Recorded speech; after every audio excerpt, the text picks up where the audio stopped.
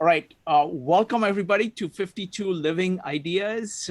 This is Comprehensivist Wednesdays that we do in conjunction with the Greater Philadelphia Thinking Society. Always a delight to have CJ back, and he's talking about a very important subject, a crucial part of history, which transmitted the knowledge of Greeks and Romans to the modern time by adding a lot of things of their own, the Islamic Golden Age. So take it away, CJ. Thank you, Shrikant. Welcome to Comprehensivist Wednesdays, our ongoing series of weekly events designed to foster the art of comprehensivity, our inclination to integrate all humanity's sources of learning so as to better comprehend the world and how it works. The idea of comprehensivity may best be captured by a quote from Buckminster Fuller's book, Operating Manual for Spaceship Earth. Quote, wanting to understand all and put everything together. Although it is impossible to fully achieve by any one human being, it is my conviction that the aspiration toward comprehensivity opens new worlds of learning that may not be possible through other approaches. Tonight's topic is Comprehensivism in the Islamic Golden Age. We will explore some of what has been learned of the cultural traditions that came together during the Islamic Golden Age to provide a historical background for today's comprehensivism movement. These ideas were inspired by 3 exquisite hour-long BBC documentaries on science and Islam with the award-winning physicist Jim Al-Khalili. Those videos are in the event description, and I highly recommend everyone get a chance to watch them. They add a lot of details that I'm, for time reasons, going to omit tonight. Our agenda, I have 3 segments. And after each segment, we're going to have a breakout. And we're going to do some interactive questions or answers or Q&A periods as we get back from the breakouts.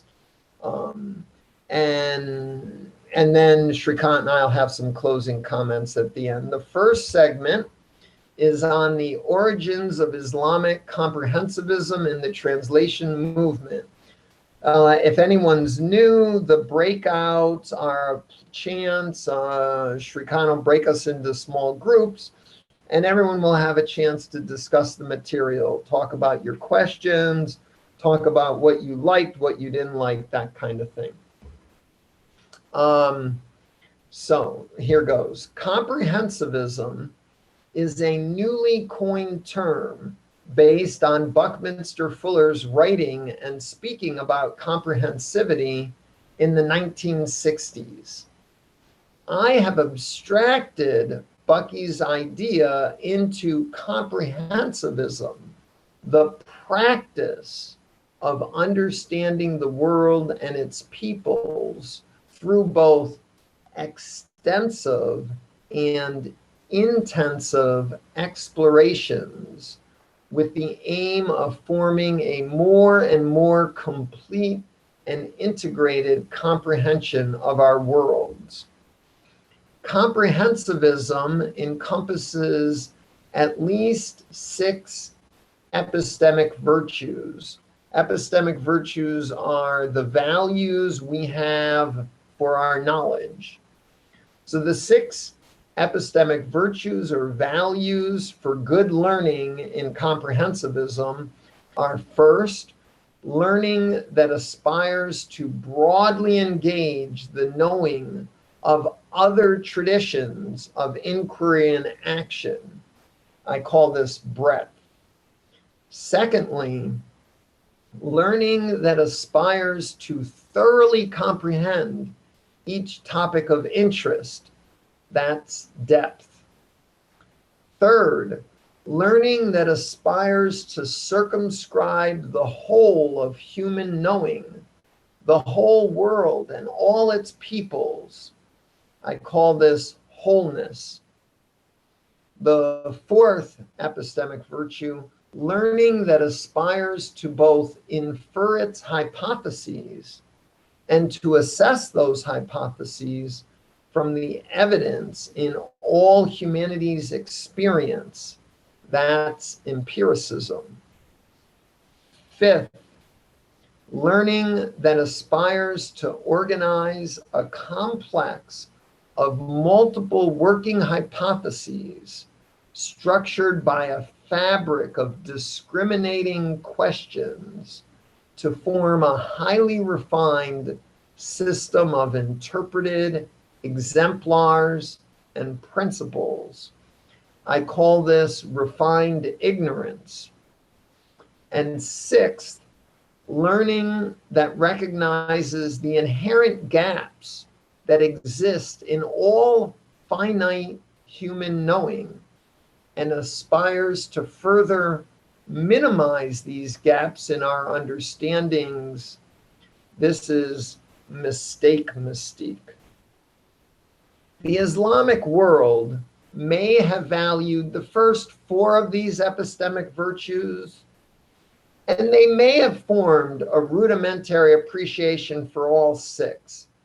I do not know enough about the Islamic world to be sure.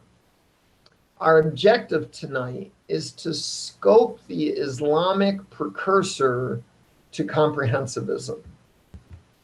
Let's first consider a list of some of the great and acknowledged polymaths who lived in the Islamic Empire during its Golden Age and who we might see as practitioners of an incipient comprehensivism. I apologize if I mispronounce any of these names. I have not studied Arabic. My knowledge of linguistics is pretty basic. I may not pronounce these names correctly. Names should be pronounced correctly. I believe that. I will do my best. Theophilus of Edessa was a Christian who lived in the Islamic Empire. Jabir ibn Hayyan, al-Jahiz, al-Khwarizmi. He's the one who wrote the book that gave us algebra. There's Ziryab al-Kindi, who is also known by the Latinized name Al-Kindus, and he has been hailed as the father of Arab philosophy.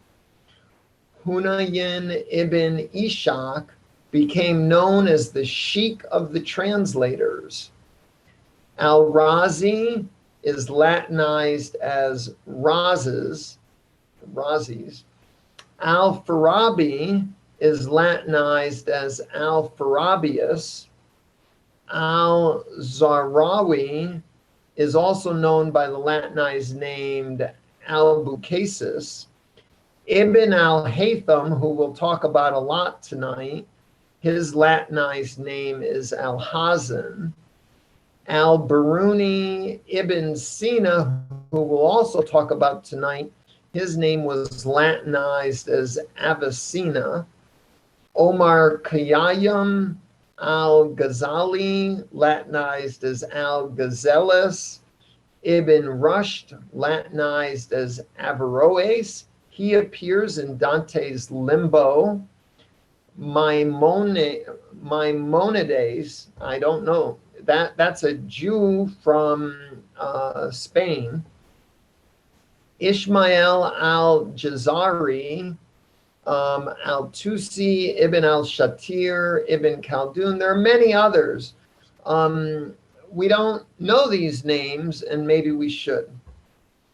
What was the historical context that fostered the development of so many comprehensivist explorers during the Islamic Golden Age?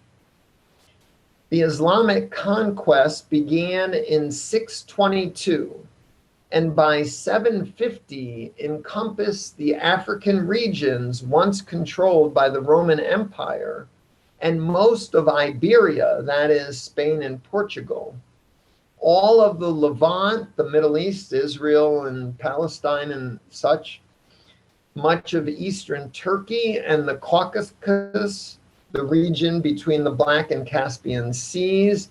The empire continued through Iran, Afghanistan, and much of Pakistan. In the year 750, there was a civil war that changed the ruling elites from the Umayyads to the Abbasids, who in 762 created the city of Baghdad as its new capital. In the first episode of Jim Al-Khalili's Science in Islam documentary, he says, quote, like most successful emperors from Caesar to Napoleon, the Islamic rulers, known as caliphs, understood that political power and scientific know-how go hand in hand. There were many reasons for this. Some were practical. Medical knowledge could save lives. Military technology could win wars. Mathematics could help deal with the increasing complexities of the finances of state. And Islam as a religion also played a pivotal role. The Prophet himself had told believers to seek knowledge wherever they could find it, even if they had to go as far as China. And many Muslims, I'm sure, felt that to study and better understand God's creation was in itself a religious duty. End quote from Jim Al-Khalili. That quote suggests for me that the cultural value for learning ran deep in Islamic society from its foundation in 622. In addition, we know that for the first few centuries of Islamic rule, most of its citizens were not Muslim. They were pagan, Jewish, Christian, Zoroastrian, and others. And each group of people had their own traditional languages, and the Islamic rulers over this vast empire needed a way to manage the affairs of state, where historically business and government were conducted in many local languages. So starting in 697, under the direction of Caliph Abd al-Malik, Arabic was established as the administrative language of state. Jim Al-Khalili reports, quote, by the early 800s, the ruling elite of the Islamic Empire were pouring money into a truly ambitious project, which was global in scale and which was to have a profound impact on science. It was to scour the libraries of the world for scientific and philosophical manuscripts in any language, Greek, Syriac, Persian, Sanskrit, bring them to the empire and translate them into Arabic. This became known as the translation movement. According to another author in his 1998 book on the translation movement, Dimitri Gutas, quote, the translation movement, which began with the accession of the Abbasids, took place primarily in Baghdad. It represents an astounding achievement which can hardly be grasped and accounted for otherwise than as a social phenomenon. It lasted, first of all, well over 2 centuries. Second, it was supported by the entire elite of Abbasid society, caliphs and princes, civil servants and military leaders, merchants and bankers, scholars and scientists, Finally, it was eventually conducted with rigorous scholarly methodology and strict philological exactitude, end quote. The translation movement had precedents. There were many multilingual scholars pursuing various traditions of inquiry and action, including theology, astrology, mathematics, alchemy, medicine, Hermeticism, and other sciences. The Islamic innovation was to actively translate these other traditions into Arabic and create a common language for science and scholarship. As al-Khalili reports, quote, scholars from different lands who previously had no way of communicating now had a common language. And it was a language that was specifically developed to be precise and unambiguous, which made it ideal for scientific and technical terms. Al-Khalili is exaggerating a little there. Scholars could travel, and there is evidence of a correspondence tradition. But his point is valid. Arabic would become not just the language of the prophet, but also the language for business, government, and scholarship throughout the huge geographical area ruled by the Islamic Empire. By translating works from many cultures into Arabic, storing them in Baghdad and other centers of learning, the translation movement embraced a comprehensive approach to learning. Dmitry Gutas identifies a source for this Abbasid interest in knowledge from all over. There was a view, he says, quote, widespread in the first Abbasid century in the belief that Zoroaster himself was the author of all existing sciences, and that he wrote them in all the languages of the world, end quote. Zoroaster was the founding prophet of Zoroastrianism, which was the state religion in Persia, which we call Iran, for more than 1,200 years. The Sasanian Empire ruled Persia from 224 until the Arab conquest in 651. The Sasanians actively translated knowledge from around the world to collect the dispersed knowledge of Zoroaster. This value was incorporated into the Islamic translation movement. Patricia Farah, in her book, Science, A 4,000-Year History, writes, schools were closely attached to mosques and concentrated on revealed subjects. Gradually, two new types of institutions emerged, observatories and hospitals, which were also associated with mosques, but included a wider range of subjects in the syllabus. They included large libraries because Islamic teachers placed great emphasis on studying texts, especially after a new cheap material was introduced, paper, which soon supplanted papyrus and vellum. Bringing together old knowledge with new discoveries, these educational centers were spread throughout the Islamic Empire and stimulated research into the natural world. End quote from Patricia Farah.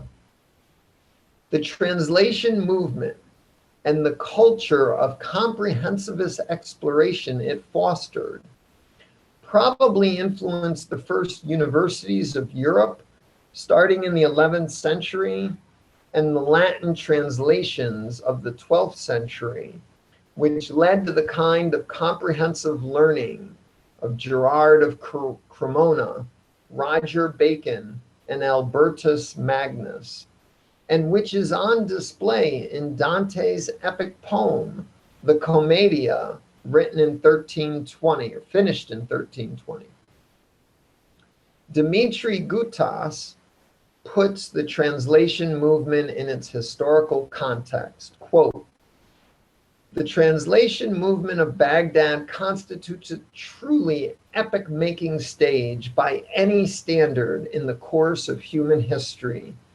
It is equal in significance to and belongs to the same narrative as, I would claim, that of Pericles' Athens, the Italian Renaissance, or the scientific revolution of the 16th and 17th centuries, and it deserves to be recognized and embedded in our historical consciousness." I just had to find where the prompt was to share my video.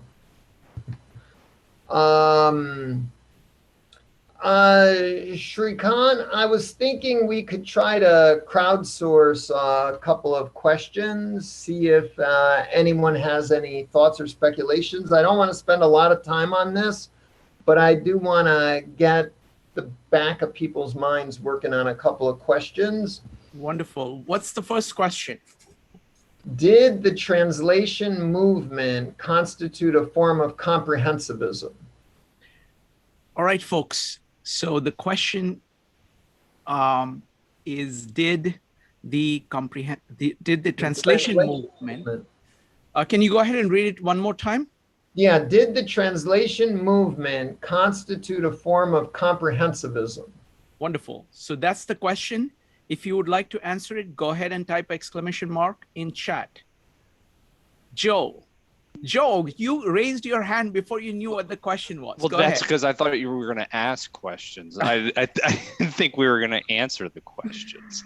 Okay. So so it was like, yeah, it was completely by mistake. Yeah. That's all right. You can come back.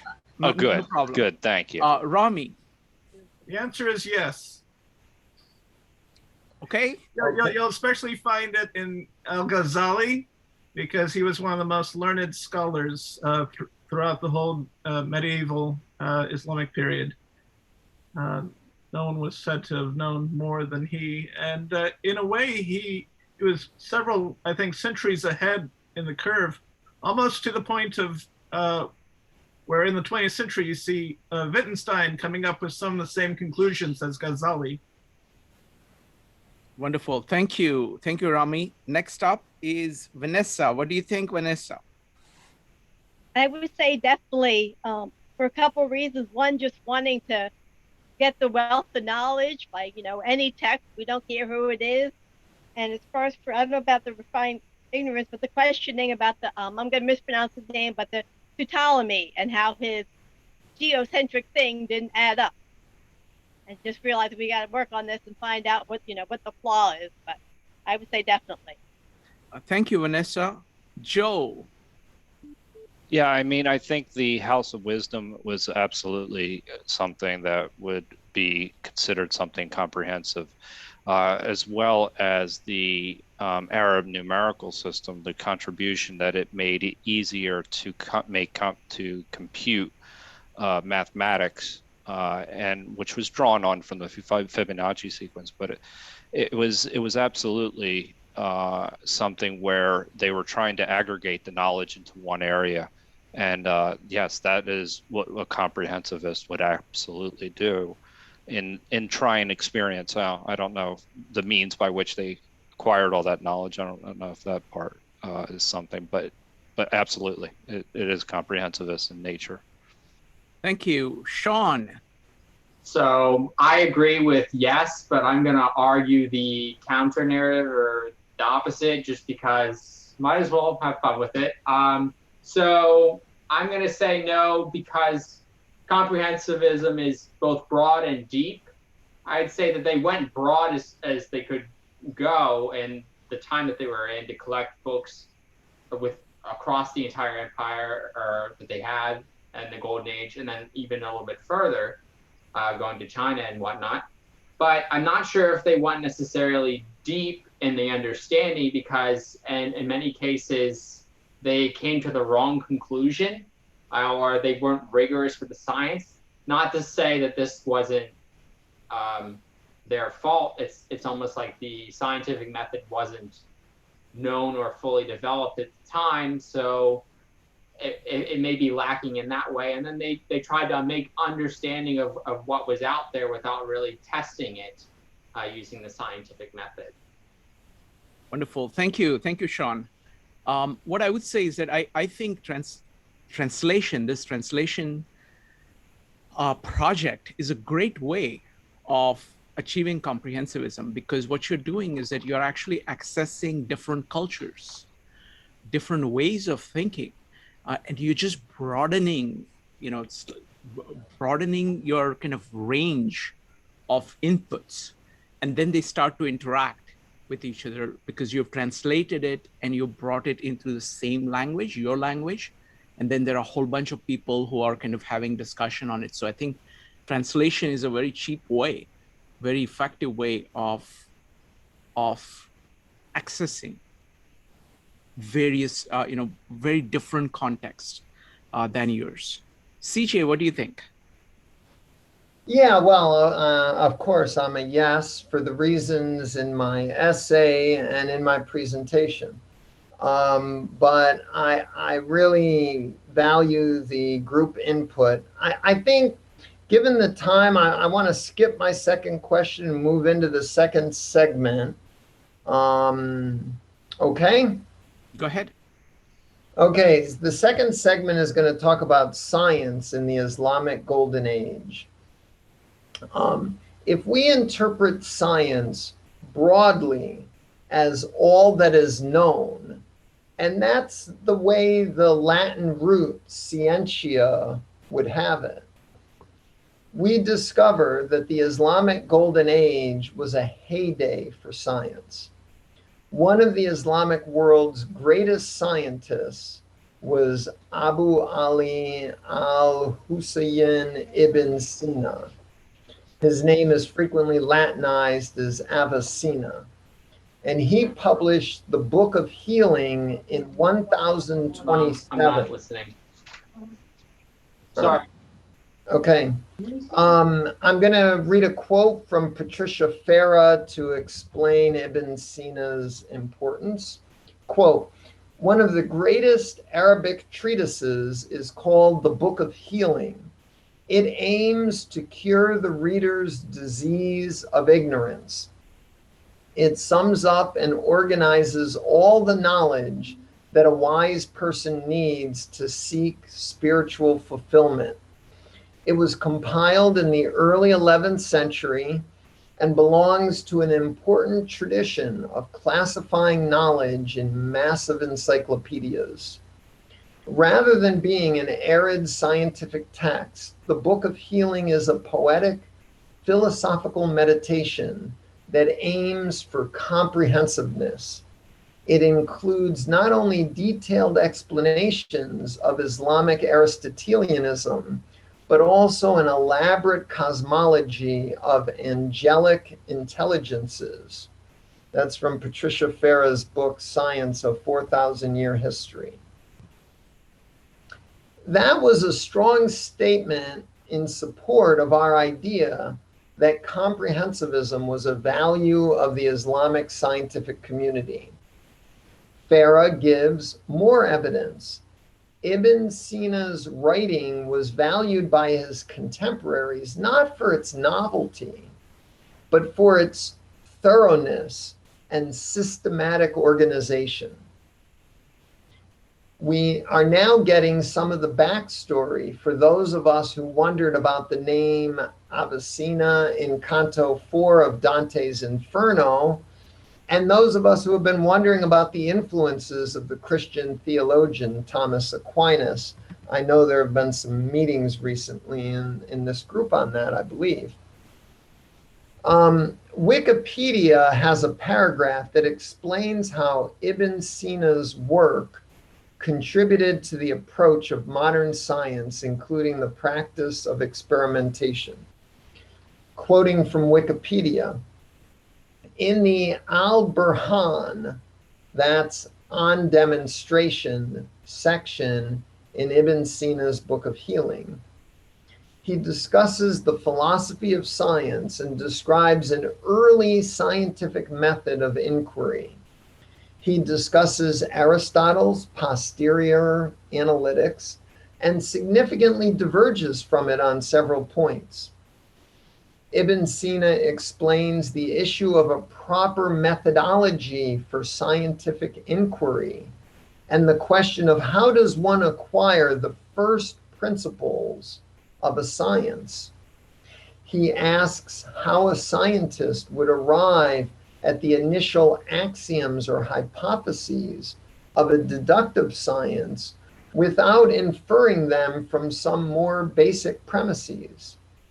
He explains that the ideal situation is when one grasps that a relation holds between terms which would allow for absolute universal certainty.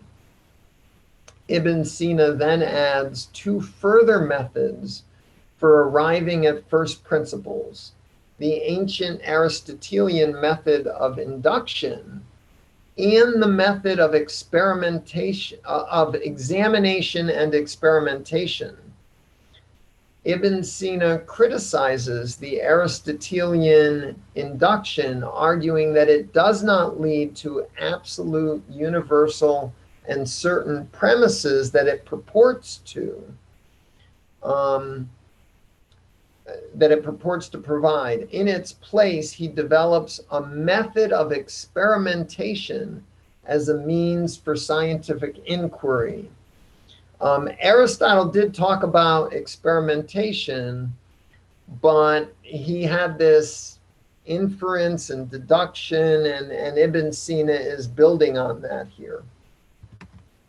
So while Ibn Sina wrote about the philosophy of science, his contemporary, the path-breaking Islamic scientist Abu Ali al-Hasan ibn al-Hasan ibn al-Haytham, frequently Latinized as al-Hazan, practiced and demonstrated a new way of doing scientific research. Quoting from Jim Al-Khalili's documentary, episode 2, Ibn al-Haytham led this movement to turn mathematics from a language of abstract forms into a truly practical science. What al-Haytham and his contemporaries argued for was the possibility of a single science, which would be both mathematical and philosophical, which would link together physics, a science of change, with a mathematics, a science of quantity. End quote. Between 1011 and 1021, Ibn al-Haytham published what's probably his magnum opus, Kitab al-Manazir, or the Book of Optics. This revolutionary text aspired to replace a millennium of received wisdom on the nature of light and vision, which Aristotle, Euclid, and the common sense of the times accepted as true. Al-Haytham needed an extraordinary method to penetrate the truths of these misperceived phenomena, and to then convince both himself and others that his new ideas were sound. His solution was to significantly expand upon the practice of systematically testing both his assumptions and his hypotheses with experiments. In addition, he explained his incisively discriminating experiments so meticulously that others could easily replicate those experiments. The systematic testing of assumptions and hypotheses and the repeatability of experiments are vitally important epistemic virtues for modern science. Ibn al-Haytham did not proscribe his new methods. Instead, he merely used them to prove his new principles of optics that were contrary to the received wisdom of his time.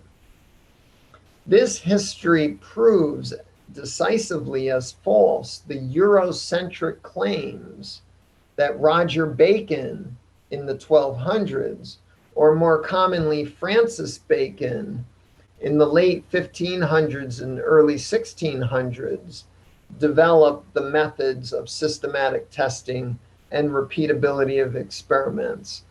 We know they were published in the early 1000s by Ibn al-Haytham. Roger Bacon and Francis Bacon popularized these ideas that Ibn al-Haytham used in his practice of science. Francis Bacon's influential 1620 book, Novum Organum, should be heralded not as the father of modern science, but as popularizing an important epistemic virtue of science that Islamic scientists had developed 600 years earlier during the Islamic Golden Age. Ibn al-Haytham was also responsible for initiating the line of research that led to the new model of our solar system, developed by Copernicus, Kepler, Galileo, and Newton. In the early 1000s, Ibn al-Haytham wrote a book, in English translation, Doubts on Ptolemy. He argued for the epistemic virtue that the data, the observational data, and the theory should agree. He pointed out that Ptolemy's so-called geocentric model of the solar system did not, in fact, put the Earth at the center. It wasn't really geocentric. And it wasn't matching the recent observations that Islamic astronomers had acquired. Islamic astronomers worked diligently from the 1000s through the 1500s to fix the issues that Ibn al-Haytham had pointed out with Ptolemy's model. By the time Copernicus comes along, one group of Islamic scientists had succeeded in creating a truly geocentric model that fit observational data.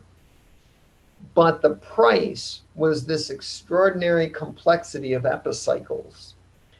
Copernicus saw that model, we believe, and he developed his heliocentric hypothesis from an awareness of these many Islamic explorations into the mechanics of the solar system. Copernicus's contribution was very important for later European developments, but it stood on the shoulders of Islamic science, a fact which since the Enlightenment has frequently been omitted from our histories. The foundational epistemic virtues, the most fundamental epistemic virtues of comprehensivism are breadth and depth. Ibn Sina's encyclopedic Book of Healing exemplifies the breadth of Islamic science. And Ibn al-Haytham's meticulous study of optics and the centuries-long research project he initiated to resolve some doubts about Ptolemy exemplifies the depth of Islamic science. So let's go to another breakout to explore this last segment. Maybe about the same time as the first time, number of participants plus a couple minutes for discussion. Excellent. So we're going to do this for 9 minutes. Please give everybody a chance to speak for 1 minute. on what their thoughts are, and then a couple of minutes of discussion, and then we'll come back here automatically, starting the breakout rooms now. Welcome back, folks. Hi, CJ. Okay, I know we have a bunch of questions. In my group, Fliori got cut off at the end. Fliori, we do want to hear from you. It's Flory. Yeah. Florie. Flory. Flory, sorry about that. What we're going to do now, Shrikant, is a group Q&A. We're going to invite questions. I know from my group, Eleanor and Leo had questions. Maybe Patricia and everyone is welcome to Shrikant. What is it? You want a question mark for a question? Yes, go ahead and put exclamation mark. Exclamation mark is the mark for everything that you want to do. So go ahead and type exclamation mark if you'd like to raise a question. I'll collect all the questions together, and then we're going to try to answer all of them together. Rami, do you have a question? I don't have a question, but I want to give the group something that's going to help them understand the language. Little bit later on. Okay, let's do the question. We are very structured, but I'll give you a chance to do that. Okay. So folks, questions. Go ahead and type a exclamation mark if you have questions. Vanessa, what's your question? Is it possible just the fear of losing all the literary works was one reason for the translation, kind of like their paper backup system? Like I said, they realized stuff could be burned at any time. Was it more just for perseverance and saving the knowledge versus just spreading it? Got it. So was it motivated by trying to save rather than spread? Okay. Next up is going to be Leo. Leo, go ahead. So my question is, what's the difference in the degree of comprehensivism between different societies that were kind of focused on something like philosophy or scientific inquiry, like, for example, ancient Greece or China or Islamic world or Renaissance Europe? I mean, did all of them become comprehensivist when they started focusing on science and philosophy, or were some more comprehensivist than others? Excellent question. Is there a difference between comprehensivity of various cultures that went on the philosophy and science route? Next up is going to be Joe, Madeline, and Sean. Joe. Yeah, something that had come up in one of our breakout rooms was the importance of the Silk Road in this process. Mm-hmm. So how did the Silk Road influence the ability to build the House of Wisdom? Wonderful. Did Silk Road build the House of Wisdom, or what did it contribute to building the house? Yeah, House of Wisdom. Great. Next up is going to be Madeline, followed by Sean. Madeline. Yes, I am struck by the staggering compendia of knowledge that is compiled and lost over and over again in history. First the Library of Alexandria, then the Sasanians, then the Translation Project here. So my question is, what happened to the Sasanian Project that preceded this one? Was it translated into Arabic, or was it destroyed because they were conquered? Can you pronounce the name again? Sasanian? Yes, S-A-S, oh boy. Sasanian Project, okay. I What happened believe to the it's Sasanian Project? Wonderful, thank you. Next up is Sean, followed by Elena. Sean. How does comprehensivism arise in different cultures and societies, and then how does it go out of favor over time? And why is that happening, it seems, over and over again with different societies? Okay, Why does comprehensivism arise and die in societies? And what are the causes? Wonderful.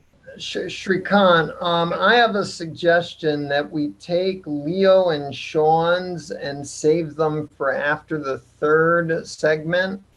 Okay, so Leo's was the one on difference between... Right. These big cultural questions, I definitely want to do those, but I think maybe the last segment was on science, so I think... Sounds good.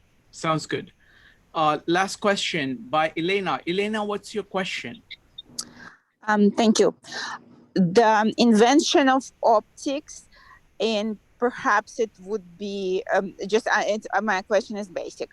How was it invented, and what was it influenced by? How did one system change, and why would modern optics be adopted? Thank you.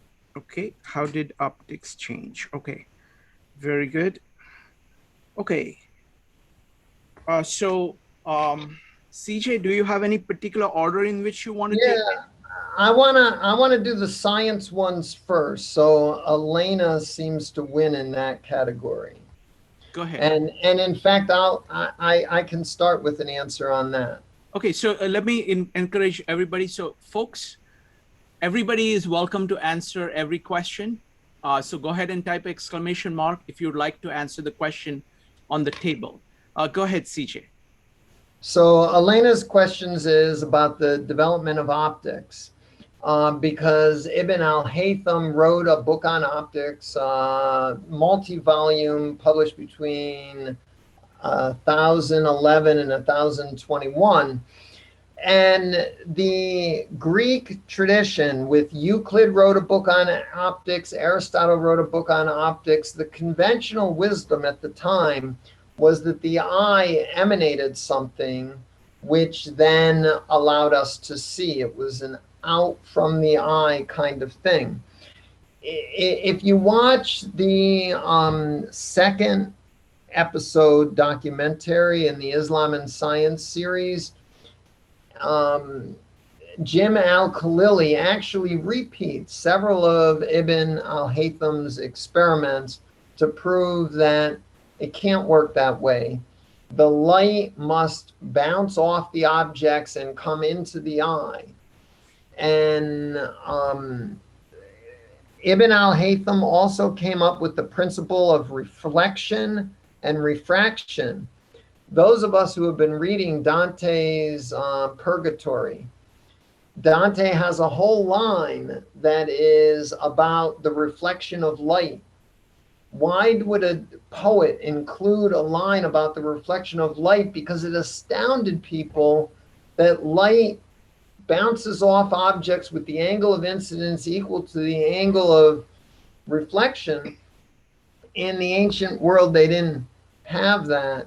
Ibn al-Haytham's work is cited by Dante. He doesn't attribute it to Ibn al-Haytham. That's okay. He probably got it from a European who got it from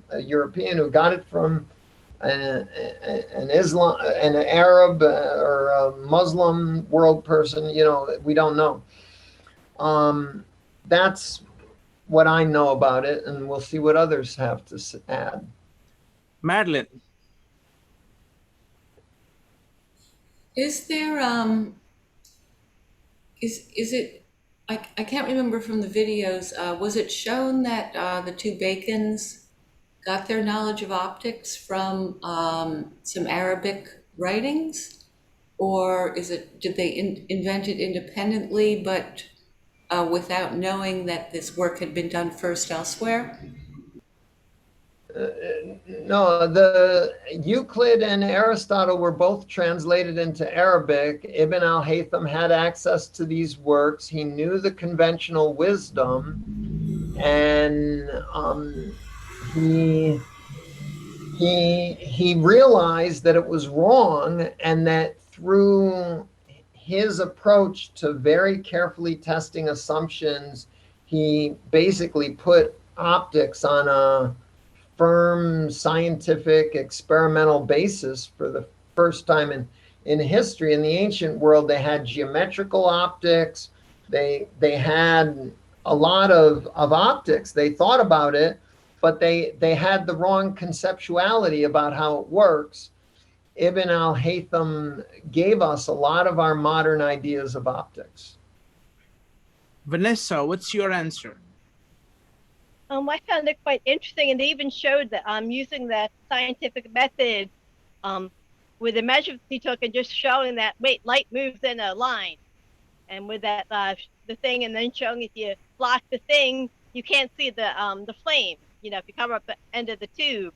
And I believe was he also the one that challenged people, say, you know, this is what I found, you know, see if you can find the same thing, you know, I'll be happy if you can either disprove me, but let me know what you think. It was kind of that humility, like, now, I'm not saying this is the case, but this is what I observed, and let me know if someone found something else. And also the thing with the camera, that little thing where he got the inverted image, and that got some more things to realize, okay, we got to find the math behind it.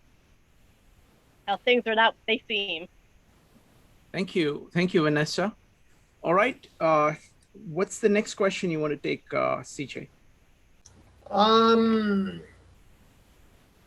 Let's go to Vanessa's. The losing knowledge, save or spread. Fear of losing knowledge, save or spread. How did you write it? Okay, so what do you? Yes. Do you have a summary of Yes, Vanessa's I have it. question? Yeah. So, what was the motivation behind the translation project? Was it to try to save and preserve the knowledge, or was it to spread the knowledge? So let's put it. I want to just open it up because there may not be the only two possibilities. So, what was the motivation behind the translation project? If you have answers, go ahead and type exclamation mark. Maybe I should start again.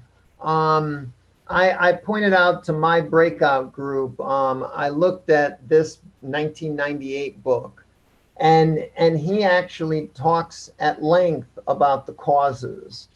And one of the big causes I shared with my breakout, I apologize for repeating that to that small group, but for everyone else's benefit, the Islamic Empire had this huge empire, all these different cultures. If they had, the Abbasid emperors had this brilliant political idea. If we embrace the knowledge and the traditions of each of these areas and translate their greatest works and hire some of their greatest people to come to Baghdad and help our Arabic scholars translate their works and publish them, it will cohere the empire. You don't want the smart people in all your outlying regions fuming at the emperor's ignorance of your culture. By embracing the Sasanian, this also addresses some of Madeline's questions, the Sasanian Project. The Sasanians were one of the areas that the Abbasids were particularly worried about rebellion.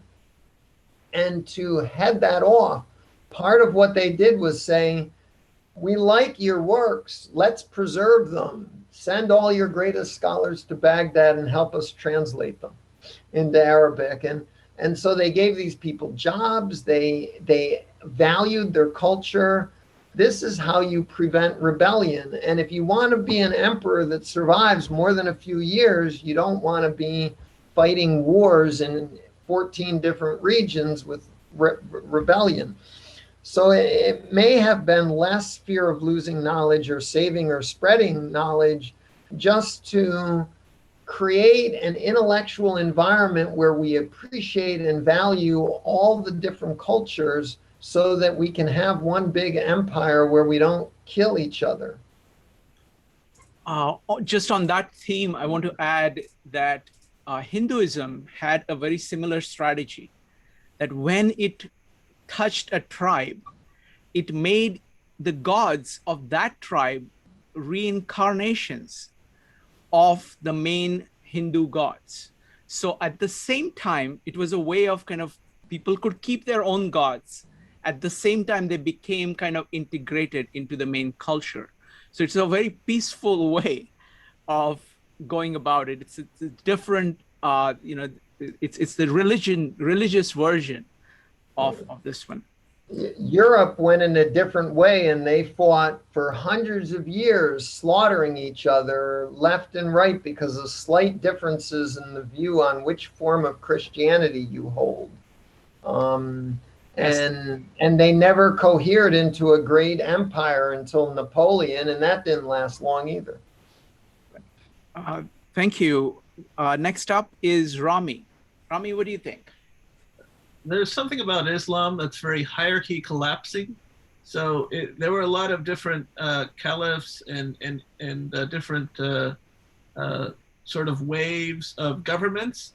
And I think that's probably because there's not much continuity of governments, and not that the religious system is actually more important, I think, and the disputes are more difficult on the religious end than necessarily the governmental. But one of the other things that helped it spread was the taxes tended to be lower under Islamic government because there wasn't always such a huge bureaucracy that you would have to be supporting.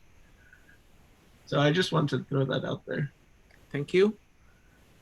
Anybody else wants to comment on the role, the motivation behind the translation project? Last chance. Okay, Joe. Yeah, I'll just make a very brief comment. I mean, I think centralizing knowledge is a way of centralizing power, and I think most most civilizations recognize this, the importance of the advancement of science and technology and maintaining its current status in the world. So, I mean, I think that had to be, unfortunately, one of the motivations in putting together something like the House of Wisdom. I mean, it's just the way things are. I don't mean to be so pessimistic. Thank you, Joe. Let's go to the next question. Which one do you want to take next one? Let's see. There is the Silk Road and the Sasanian Project. Yeah, let's go into the Sasanian a little more. I'm not sure I fully addressed Madeline. I'll briefly add to clarify my earlier comment that I believe the Sasanians were largely integrated into the Abbasids. That was part of the reason for the translation movement. And so, another element of this was one of the first works that was translated was Aristotle's Topics. I never studied Aristotle's Topics. What's Aristotle's Topics? Aristotle's Topics is a book that teaches you how to dispute in debate. And apparently the early caliphs wanted to debate with the Jews and the Christians and the Sasanians, the Zoroastrians, and show that, they felt at the time that Islam, wasn't, maybe they wanted it to spread, but they were so, although militarily they were strong and they had conquered all this territory, they realized that culturally, in the early years, 750 and so on, they were pretty weak culturally. And they wanted to strengthen Islam's ability to argue why this theological position. Someone mentioned Sharia law. I think that was a parallel development. I'm not sure the history of Sharia law at all, but the two probably went hand in hand in order to learn how to dispute so that the caliphs can argue why people should become Muslim. You also need a system of law, and those intersected in many ways that I don't fully understand. But we want to open this up to everyone. So Wonderful. Does anybody want to answer the question of why is it that, what happened to the Sasanian Project? Anybody? Okay, let's go to the last question here. And what is the importance of Silk Road in building the house of wisdom? Go ahead and type exclamation mark.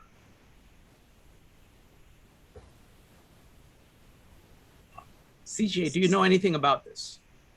I know a little about the Silk Road, and you know, the House of Wisdom is just this grand library of Baghdad. There's actually a passage in this book I was reading. You know, this is the book Dmitry Gutas.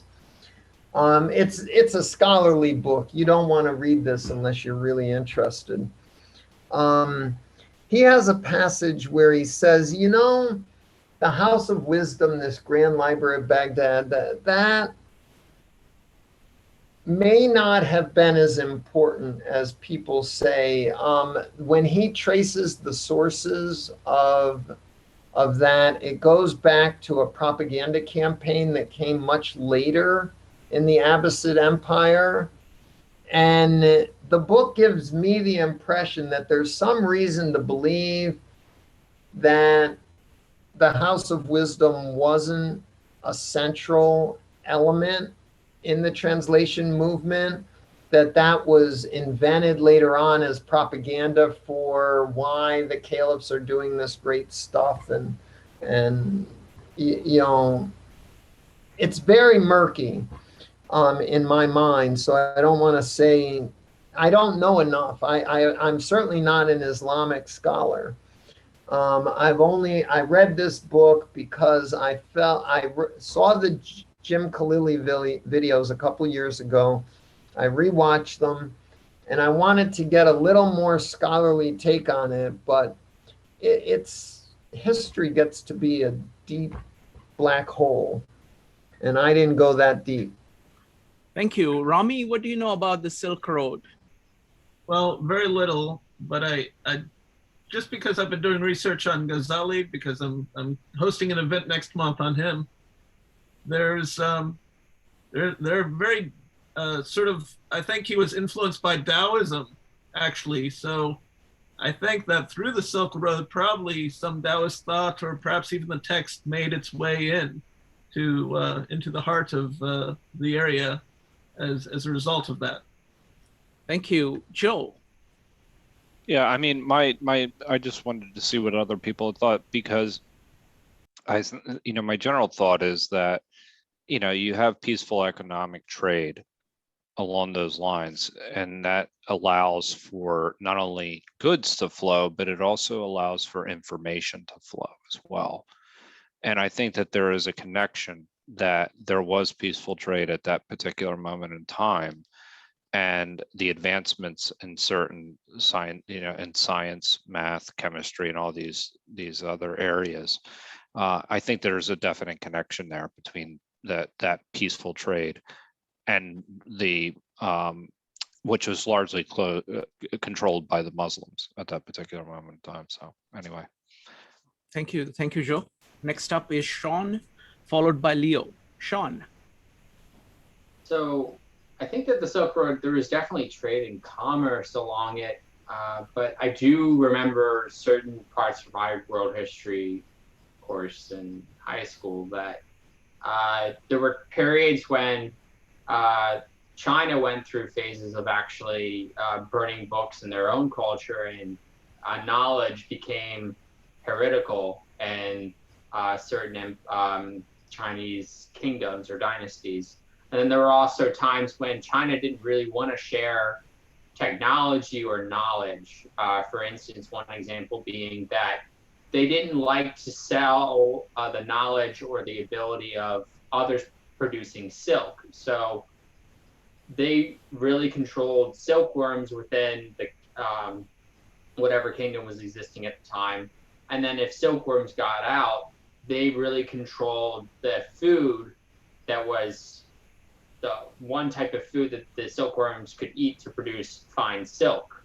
which would be mulberry trees, which are all across the United States now. But in that time, they really controlled those two things because they understood that if they lost that, then to a certain extent, the Silk Road would not be as vibrant because they would have lost their edge or the main product that people sought after. And even thousands of years later, there may be great sharing of knowledge, ideas, and commerce. But thousands of years later, when the Europeans set foot in China, the Chinese actually responded in Latin. They didn't respond in Arabic, which maybe that's a tall tale, but it may say something about how they had a stronger connection trading with the Roman Empire way back when, and then it kind of fell out of favor, and there wasn't a real strong connection between the Islamic Caliphate during the Golden Age and the Chinese kingdom or dynasty at the time. Now, this is all off the top of my head from memory, so there may be something that's been lost to history as a result of burning of books in both cultures, and or more information out there that we actually do have. Thank you.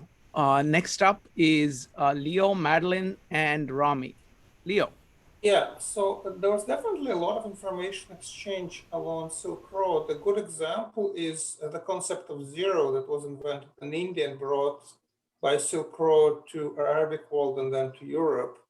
So the Silk Road didn't just go to China, it also went to India and parts of the world between China and India, such as like Tajikistan and places like that.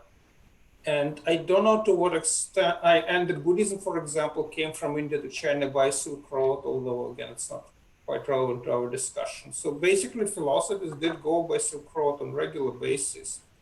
And Islamic philosophers were mostly influenced by ancient Greek philosophers, but there's no reason to think they were not influenced by Indian or Chinese philosophers or thinkers at all. Yeah, that's a great point. I want to say that, I've always, whenever I've looked at history, I always marvel at the role trade routes and traders have played, because it takes actually some kind of guts to go through this unknown land, taking all the risks of travel to an unknown culture and to trade with them. And these people actually contribute a lot to civilization. And I think their achievements have been generally undervalued or underappreciated and understood, I think. So next up is Madeline and Rami. Madeline.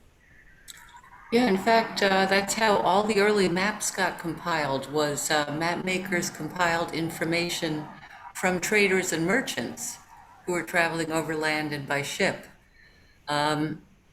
So as I understand it, the Silk Road has existed for over 2,000 years now. And so there was this network of trade routes that was going on for a long time. In one history of China that I read, when the Mongols invaded, Genghis Khan and all of them, they felt that the native Chinese were at best second-class citizens, and they wanted administrators for their empire. So they got people from Islam, and they also got Europeans in. And so the transmission of knowledge via China from the Islamic Empire and from China went back to Europe along with the knowledge of gunpowder, and that's how the Dark Ages started getting broken up in Europe, and that's how that knowledge was getting transmitted. Thank you, Madeline. Next up is Rami. Thank you. I want to play off of something that Sean said about by mentioning Rumi, who many of you have heard and read before. He spent his time, he was Persian, he was an Islamic scholar, but mostly known for his poetry.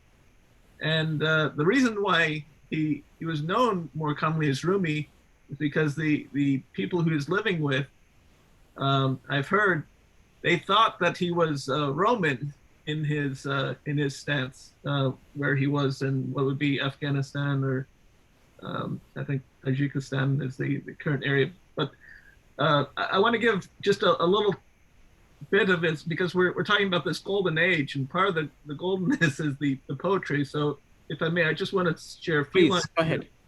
So here's some of the art that comes out of that.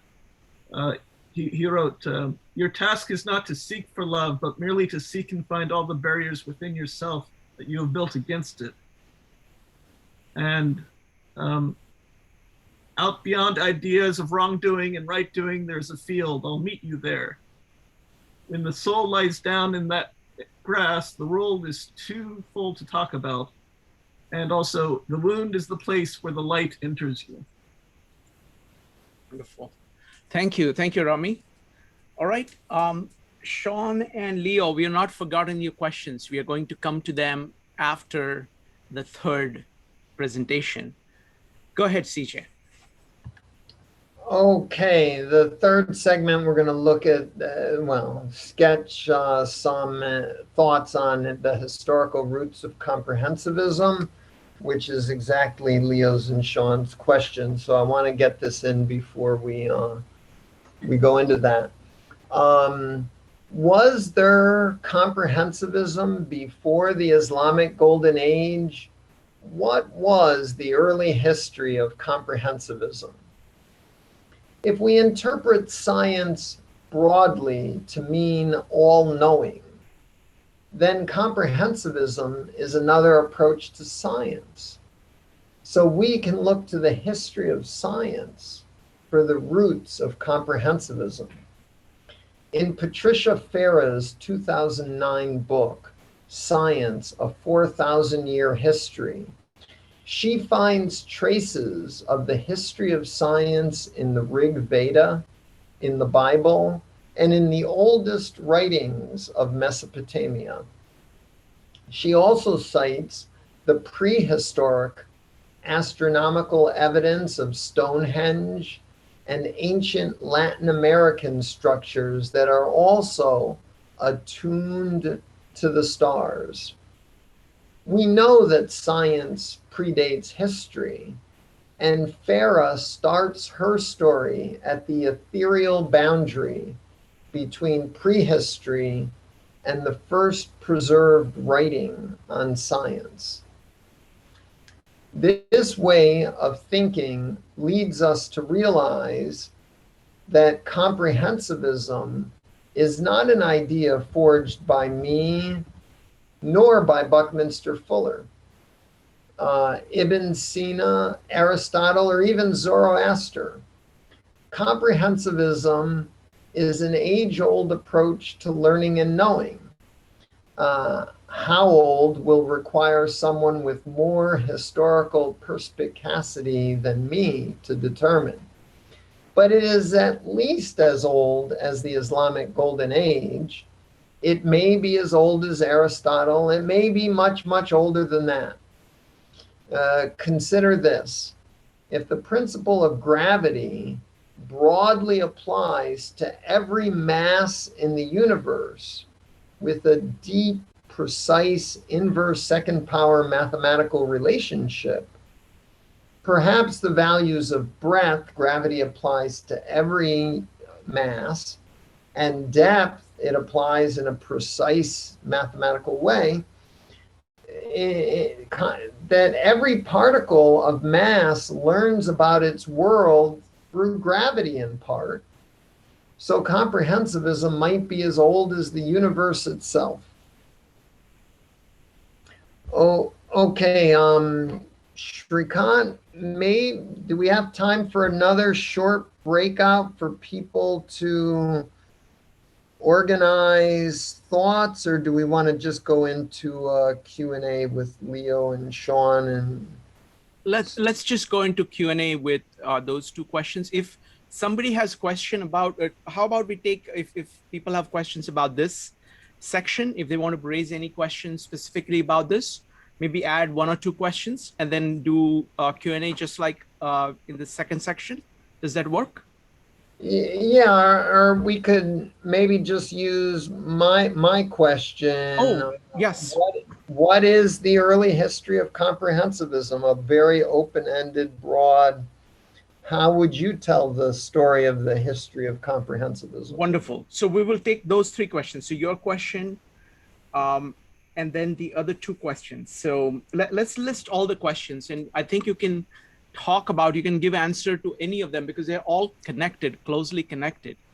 Yeah, let's start with Leo and Sean and then do mine last. Okay, sounds good. So let's start with, let's see, which one was which? I forgot. Leo was the degree of comprehensivism of various cultures. All right. So that's the question, folks. What is the degree of comprehensivism you see in various cultures? He mentioned Greece, China, Islam. Yes. So any observations about the degree of comprehensivism in various cultures? Go ahead and type exclamation mark if you have any comments. Joe. Yeah, I mean, I think that there are, that each point in history, we can go back to the Greeks, that people are trying to assemble information and knowledge as best they possibly can. And those who are able to do it most efficiently are essentially able to advance whatever their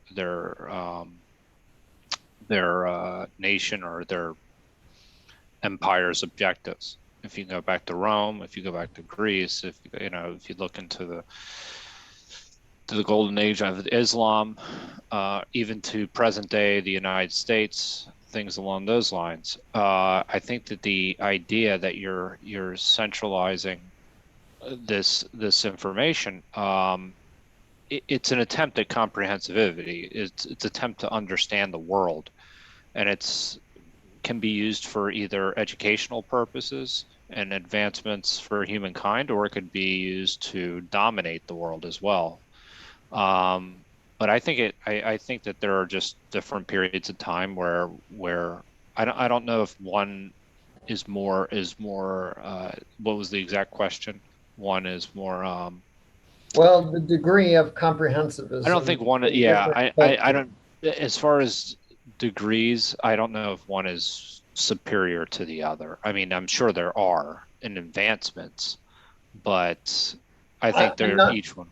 Another way to look at it would be if you take my 6 criteria, epistemic virtues for comprehensivism: breadth, depth, wholeness, empiricism, refined ignorance, and mystique. You could look for how much of each of those is in each culture, and then try to measure how much you would weight one epistemic virtue versus another. I mean, I haven't done that project, but you could think about it. It's an interesting exercise. I mean, it would be hard to argue against, even though there are a lot of flaws in the Greeks' thinking with ancient Greece. To see that was maybe, I think, at least the beginning of comprehensivism. Thank you, Joe. Vanessa, what do you think about the degree of comprehensivism in various cultures?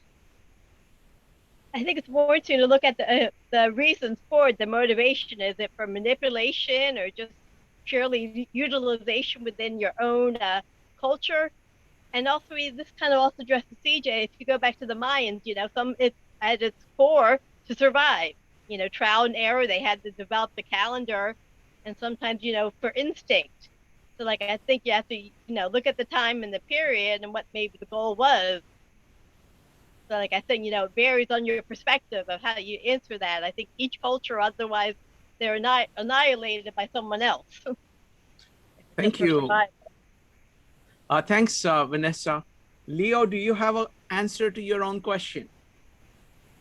Not really, no. I mean, I do think that some cultures focus more on this comprehensive approach than others, and that depends maybe on religion, maybe on cultural background. But as others said, it's kind of difficult to evaluate. You have to figure out what the criteria for evaluation are and how to go about it. It's not trivial.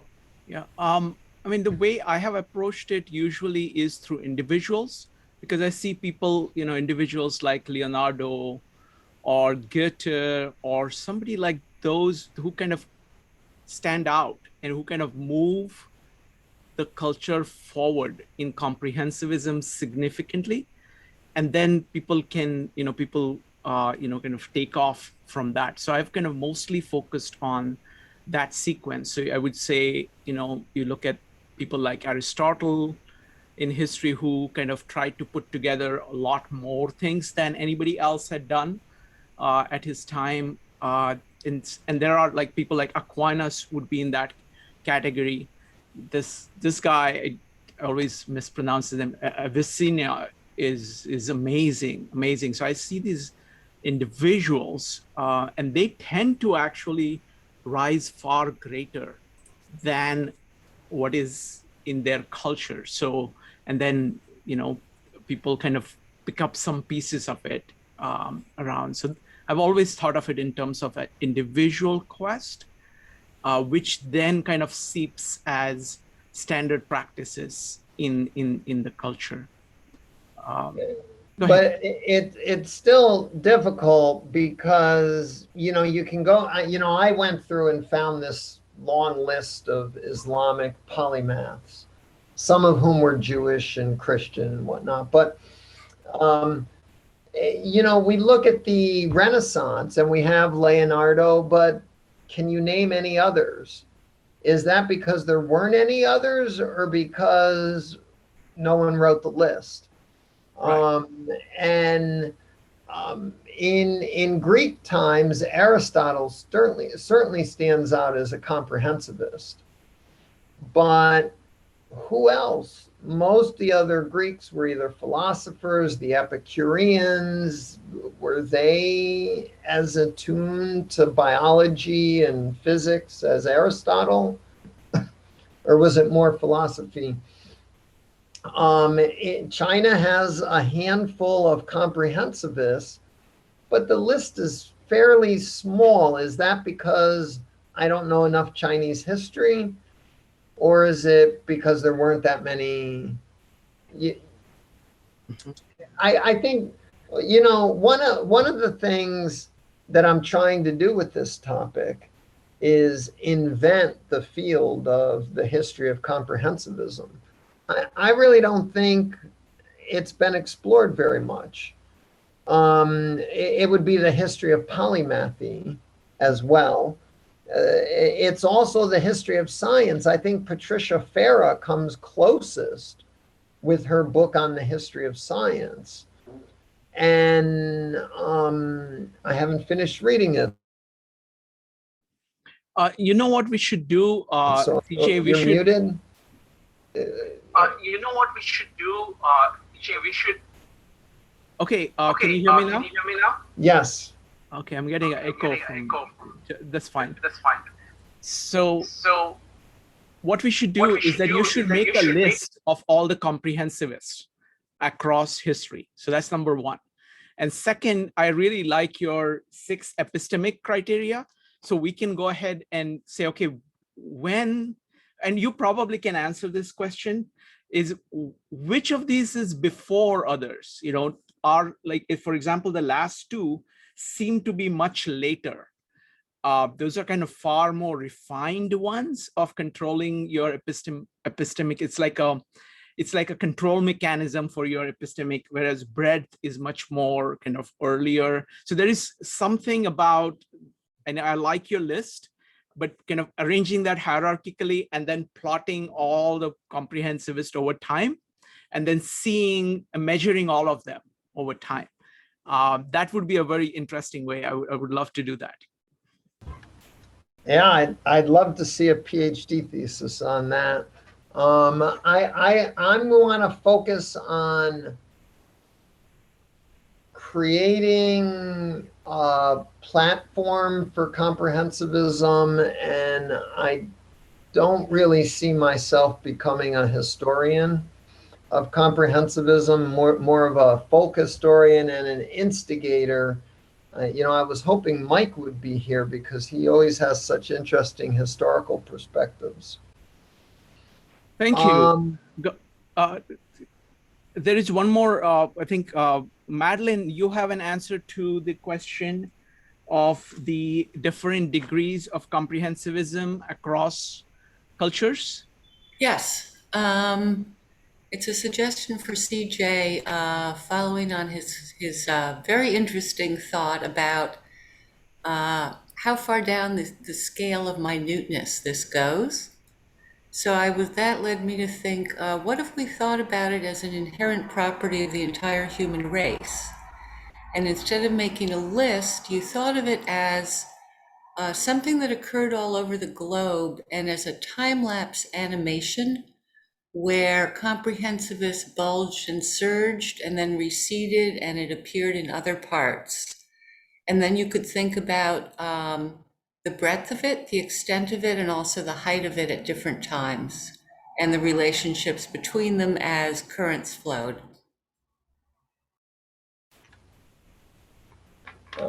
Just figuring out Europe and Islam would be a PhD thesis.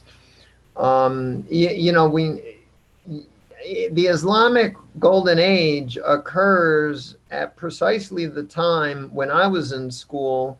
They told us these were the Dark Ages. I guess someone didn't know to look outside of Europe to find out what was going on everywhere else. Spain, Morocco, Egypt, Iraq, Iran, they did not have a dark age anytime between 500 and 1500. And why did Europe descend into a dark age? Was it focusing only on the Bible? Was it ecological collapse following the bad farming practices of the Romans? Was it climate change? I mean, these are all PhD theses. All right, let's go to Sean's question. How does comprehensivism arise in various cultures? And how does it die? And why does it arise? And why does it die? Go ahead and type an exclamation mark if you would like to answer.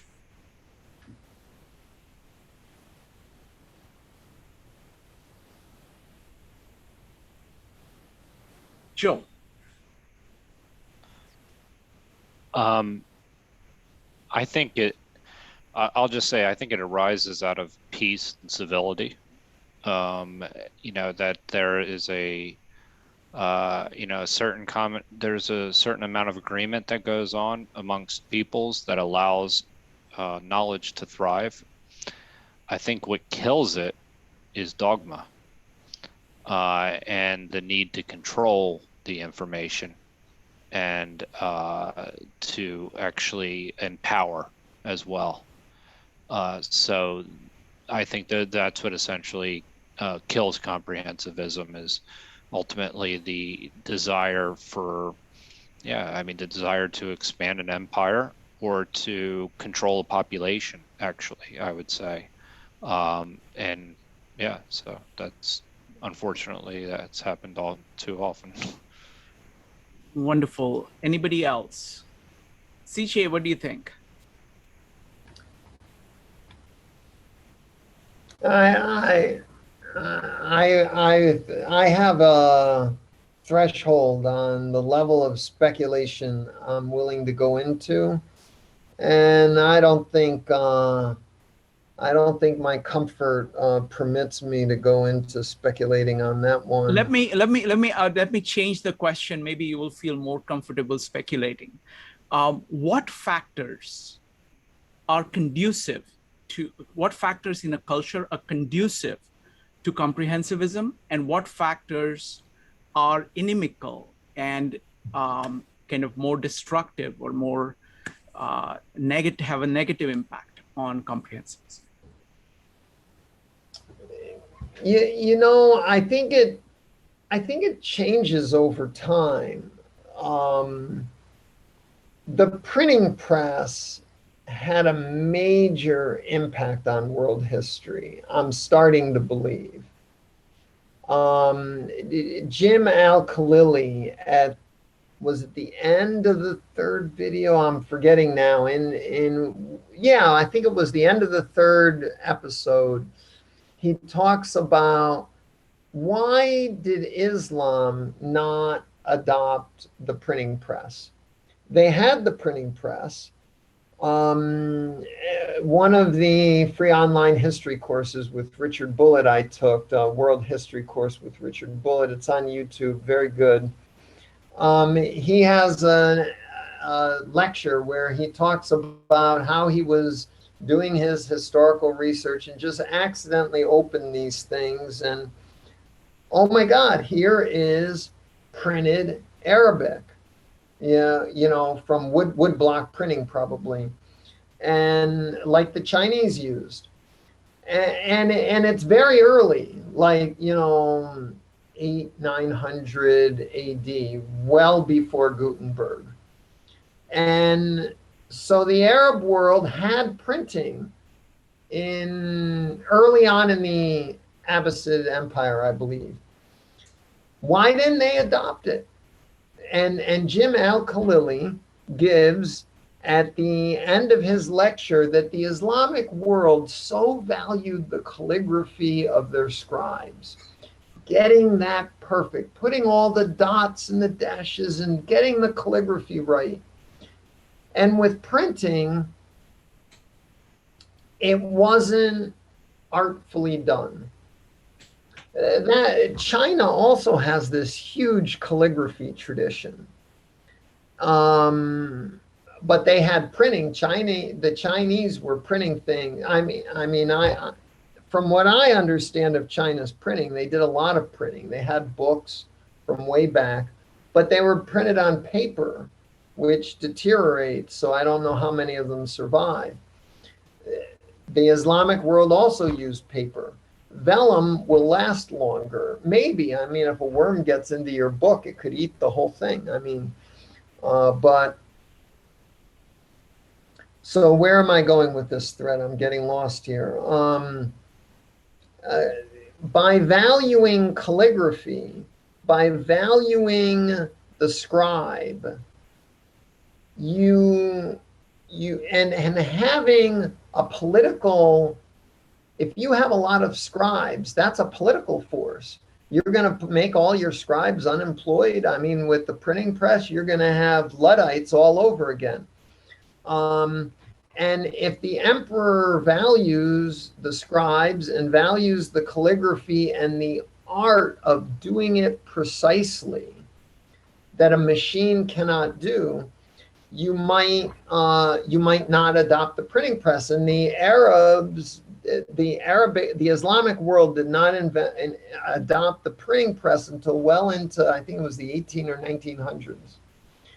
And Jim Al-Khalili suggests that the reason that Europe took off and the Islamic world got left behind may be, I mean, there are other causes, but one possible explanation is that in Europe, they adopted the printing press.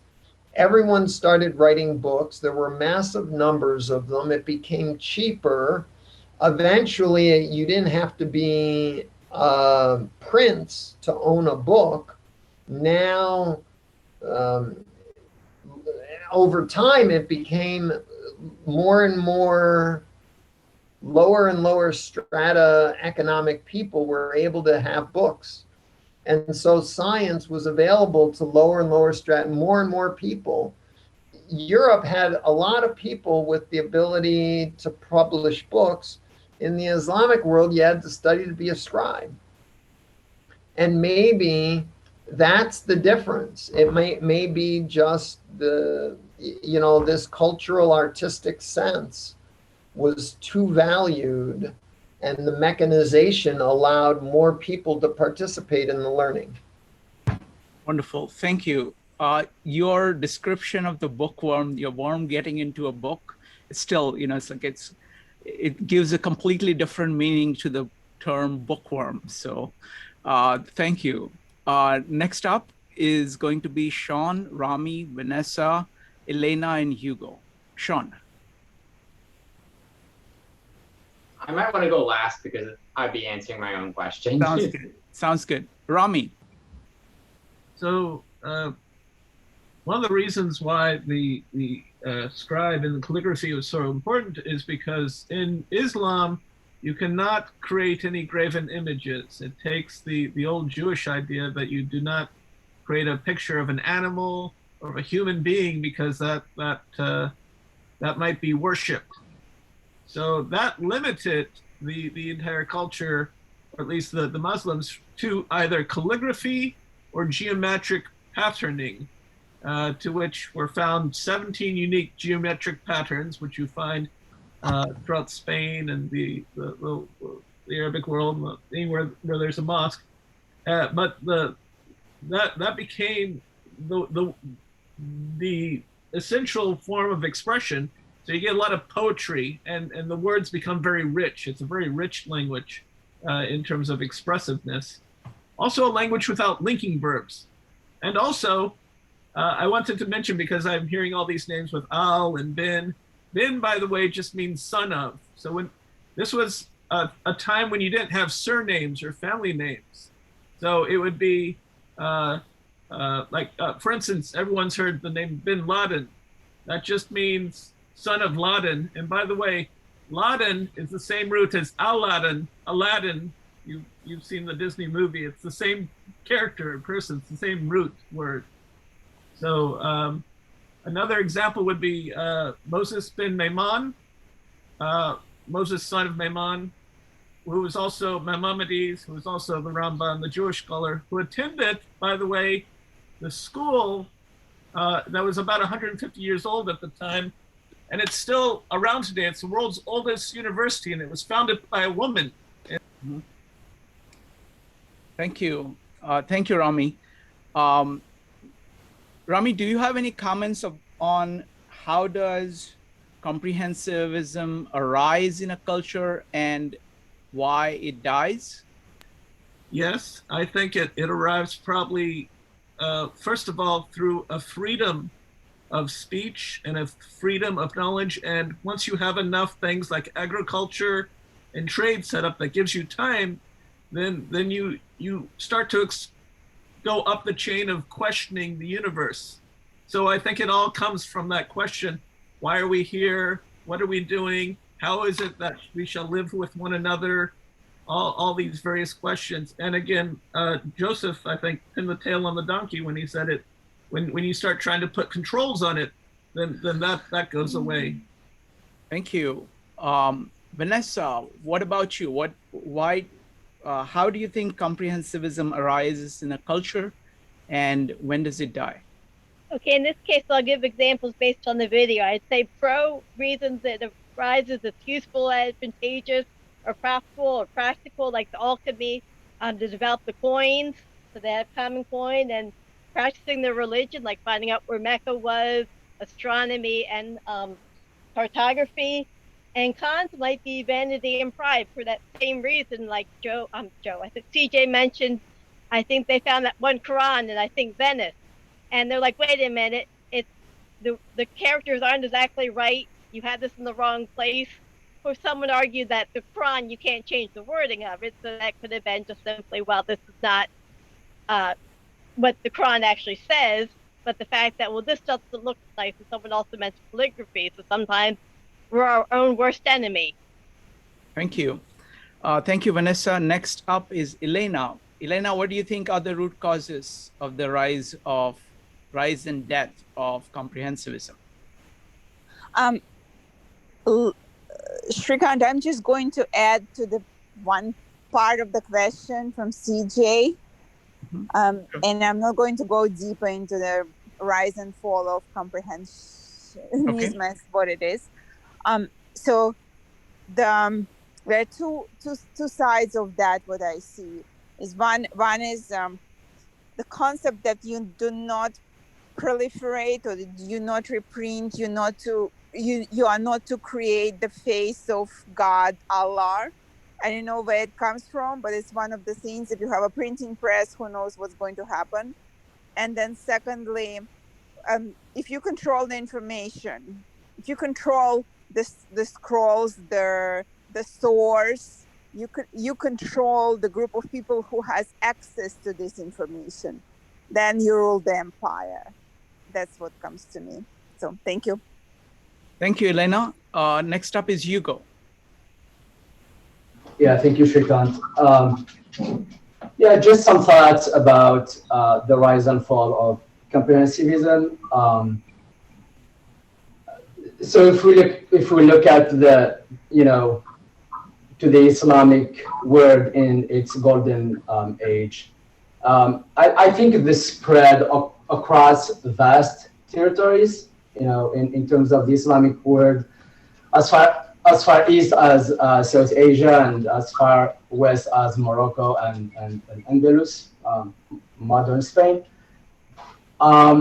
If that provided, with the variety of all the scholars, like Ibn Sina was Persian, Ibn Battuta was North African, and so on. And then I agree with what Joe mentioned about the fall. I think, the dogma, it might be like some inside factor, but also I think there's an outside factor that might contribute to the fall of comprehensivism, such as the Enlightenment movement in Europe, which took over, and then the Industrial Revolution. And so this leads me to the question, like, in our modern times, if globalization is it's gonna generate the same level as comprehensivism, knowing like now the world is working almost all together, to try to solve some problems, like global warming and fighting pandemics. So that is globalization good for comprehensivism? That's another just question that popped out of my thoughts. It can or cannot be answered. It's fine. Wonderful. We're going to take CJ's question, and we can extend that question of history right till the present time, if we can do that. So last up on this question is Sean. Sean, what's your answer to your question? So I've had quite a bit of time to think about this now during this talk, and it seems like there's a lot of things that all have to happen to come together to make it emerge in a society, and then there are a lot of things that emerge over time within a society that has it that cause it to go out of favor. So one of them, for why, like a list of things for why it, or how I'm going to present this, is that like one is, or the first time I'm going to mention it is an idea is that it's going to be like the reason for adoption, and then another one is how it may go bad inside a society that has already adopted it. So freedom of speech, like Joe mentioned, and also the engagement with all speech that is out there. Over time, that may turn into censorship of certain speech because you don't like the ideas, right being greater than truth. Or also just saying, hey, certain people that have certain ideas that are very conspiratorial, we just don't want to engage with them. But you think, a broken watch is right twice a day, and those twice a day times when those conspiracists are right, happen to be a valid thing that you should be listening to and trying to incorporate. But if you don't incorporate them, then it goes away. Adoption of technology. Sometimes, I mean, just like the printing press, we've really gone through that one already. And then sometimes you don't adopt the printing press because it's against your culture. You want to have scribes. You really revere the calligraphy aspect of doing the fine art of writing out the Quran instead of mass producing it so that everybody could see it. Maybe even have people in Europe convert to it by translating the Quran to another language instead of staying in your mindset of have everything in Arabic. So that's something. Also, excess resources. A lot of money went into funding the research that happened, and we did mention at some point, I think in the talk here, is that the Europeans not only invented the printing press and applied it, but they took a whole bunch of gold and silver from the Americas, which fueled their ego to, you know, expand around the world and try and push their knowledge upon the world as well. Thank you. Yeah, there's else? plenty of ideas. That was great, Sean. This is great. You know, you asked the question, had everybody else answer it, prepared your answer, you know, more comprehensive answer. So wonderful. Thank you. Yeah. Next is CJ. And CJ, can you state your question? The question was, what was the early history of comprehensivism? How far back can we go? Okay, anybody wants to answer it, go ahead and type exclamation mark, early history of comprehensivism. Sean. I think the furthest it would go back would be the first formation of going from tribal groups to larger than tribal groups, because any way you're going to keep a larger group together is to try and incorporate the ideas of the group, and then everybody feels like they're heard, and the society starts to grow in a way through a leader appearing inside the group and then managing to hold the group together despite the fact that they have no way of really knowing everybody. Saying a group of 1 million people, you can't know all the people, but if you're a good leader and you try and listen to the representatives of the people, then people don't secede, but they actually remain a part of the group because they recognize that it is beneficial to them. Excellent, Sean. I mean, that's a great answer. I mean, I do think that it's a major step in civilization when we move from a tribe into even a city of 4,000 people whom we don't know.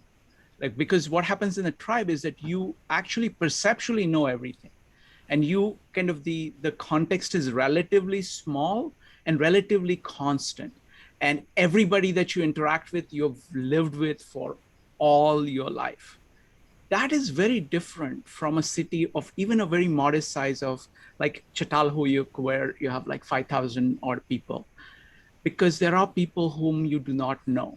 And you need a way of actually dealing with them. And for that, you need to be able to think about other people's context,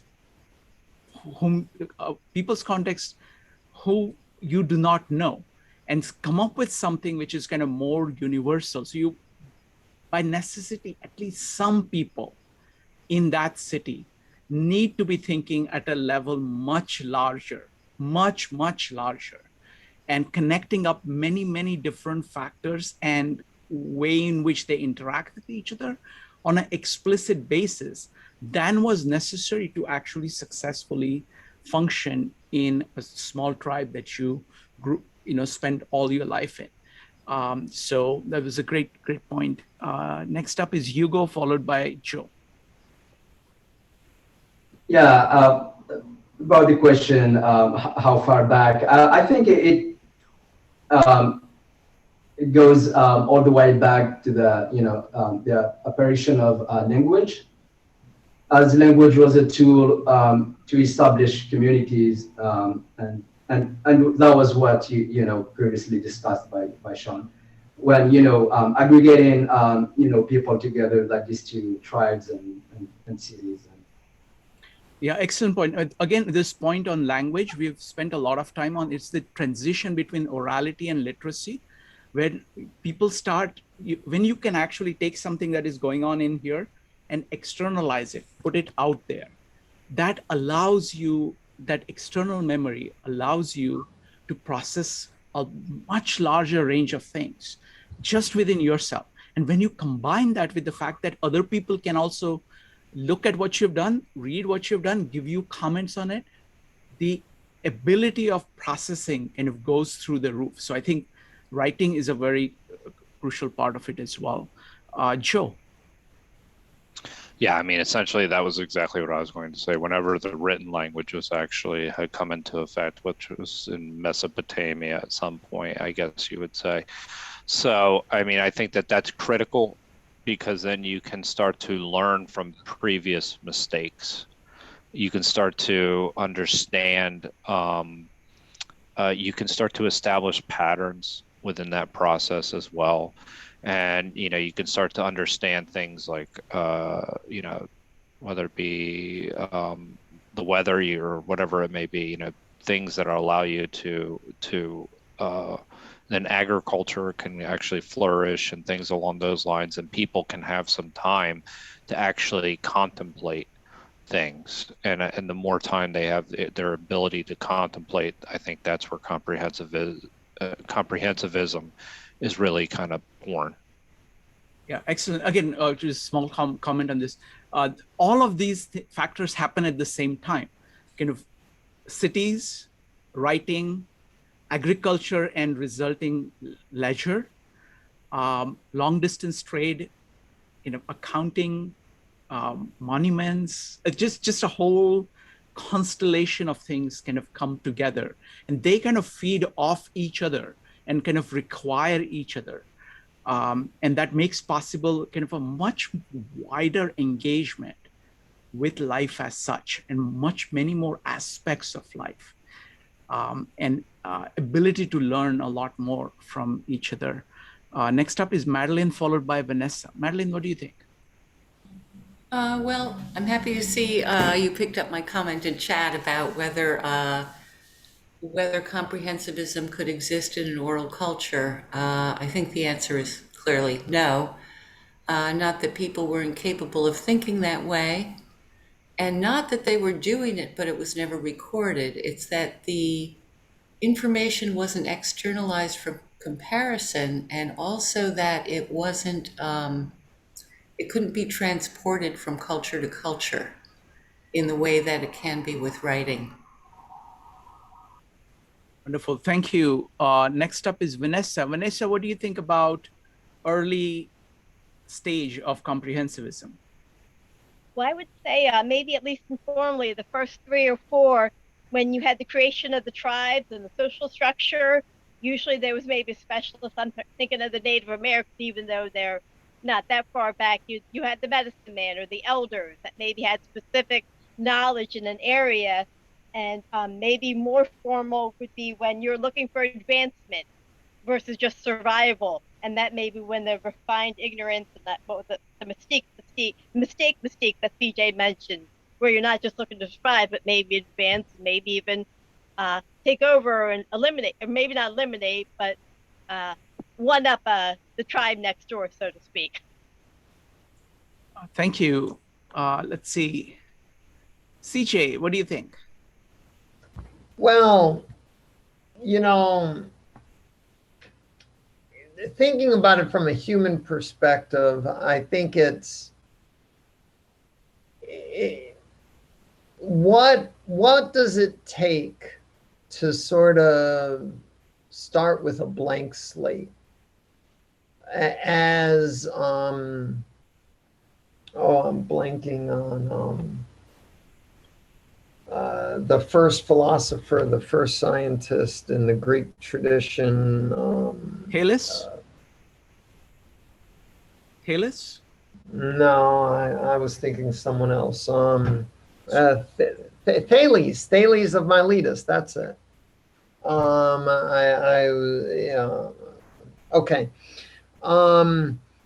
He takes, Thales of Miletus takes the attitude that we need to come up with naturalist explanations. Before then, I assume everyone took the explanations of their forebears instead of stretching into naturalistic explanations. And if you think about it, what might cause someone to want to explore and understand independent from received wisdom? And it's not clear what kind of human cultural factor might be involved.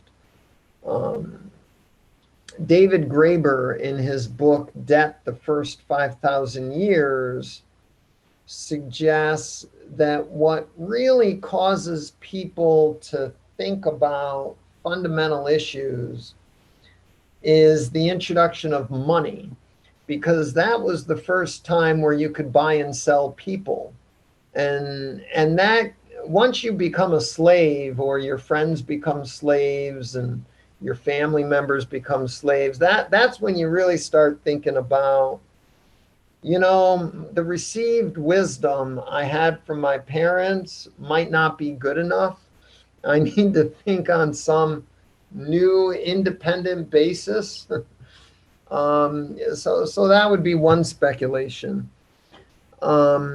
Another speculation going in another direction I might render would be all organisms. Let's really stretch ourselves and go to archaea. I don't want to consider bacteria because too many of them are parasitic, but the archaea are very often symbiotes. And they communicate with their environment. In fact, they need a comprehensive understanding of their environment. And they need the depth of whatever their genetic code and behavior and permits to act intelligently for a microorganism's point of view. So I wonder if all life at some level has some comprehensivist inclination, simply because you need to take in all the information and process it as best you can and act. Action is sort of an experiment. Was it Helen Keller said, all life is an experiment, or something to that effect? I don't know. But all histories have to be written based on what's the story you're trying to tell. And so the story we're trying to tell about comprehensivism could be, I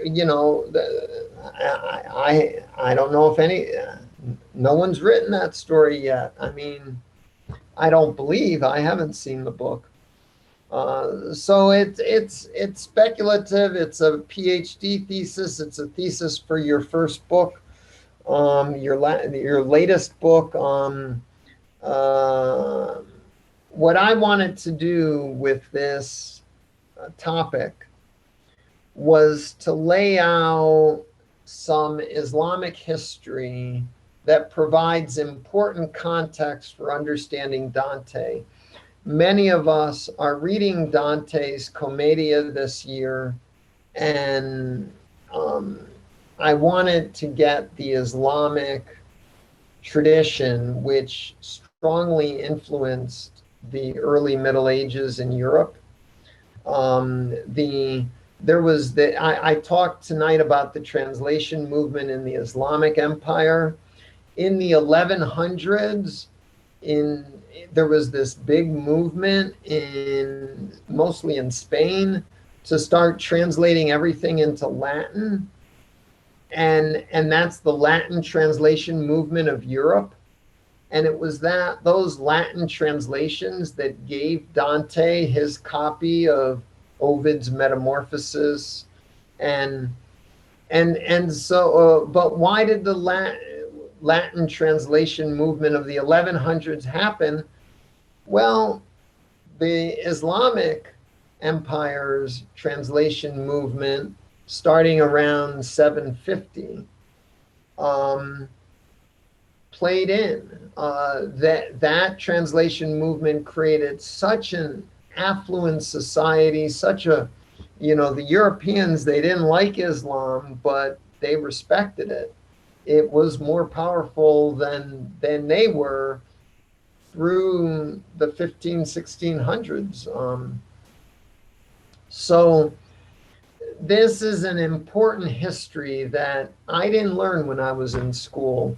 And I think it's important that we start learning a lot of the Islamic foundations of European culture and civilization. And one of which is the discovery of these Latin texts and the translation into Latin of these texts. So that was my main objective, to get and to start the speculation about the history of comprehensivism, so that if and when I write a book on comprehensivism, I can have a little bit of a historical section. A lot of my goal here was to find out what you think, because I only have a few guideposts. I haven't figured this out yet. Shrikant, did you have any? Yeah, I have one thought about translation. I see this as a major point. I see the impact of translation on cultures again and again. You can see about discovery of the what happens when the Greek and Roman text hit Europe in the Renaissance. You can look at the translation from Latin into vernacular with Martin Luther and other people, when Bible no longer remains something that only a few people can read in Latin, but anybody in their own language can read. Same thing, I see it in India, when people like Naneshwar, for example, from my language, he was the first one to translate Gita into Marathi. And what that does is that it spreads. There are projects, one of my favorite authors in Marathi basically tried to translate Shakespeare and as many of the great works. And he himself is an amazing writer. So what it does is that it actually offers to a culture the wisdom of another culture. And I have profound respects for translators. We've been going through Tao Te Ching, and we are reading multiple translations. And each of the translator kind of has to rise at least halfway to the greatness of the original writer and assimilate it and express it in a new language. So he has to be an artist, he has to be a philosopher of a considerable level in order to do a good translation, which actually captures the spirit of that. So I think translators are like traders. You're trading, you're transferring ideas from one place to another place.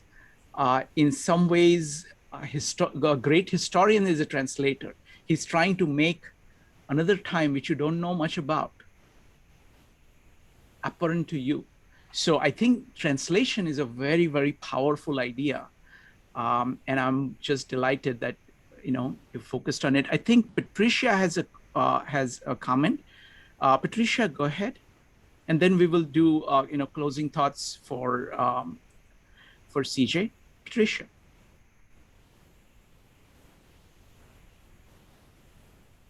Patricia, you need to unmute yourself. I came at this from a different perspective as far as psychologically, because that's what I do. And I was just thinking about like the anomalies and the innate need to measure that, you know, we have now in our culture a obsessive measuring disorder. And I was wondering that, you know, the love of measurement itself and the creativity in that actually flourishing a culture, but that the data is user focused. And I wanted to get your perspective on user focused collection of data. Thank you. It's a little bit away from the topic, but CJ, go ahead. User-focused collection of data isn't computing for me right now. Let's do one thing. I wanna pick up on Patricia's comment about measurement and measurement focus, which I have a thought on. Measurement, what I would agree with you, Patricia, is that we have too much of a focus on mathematical and statistical measure. I would submit that judgment is a form of measurement, and that when someone judges value or importance, they are measuring. And that it's not that maybe the issue is not so much that we have too much of a focus on measurement, but that we don't have a broad enough focus on measurement. We've lost the art of judgment and the importance of applying a broad assessment quality. And I don't know user data. I'm not sure how to tie that in. Shrikant, you had something.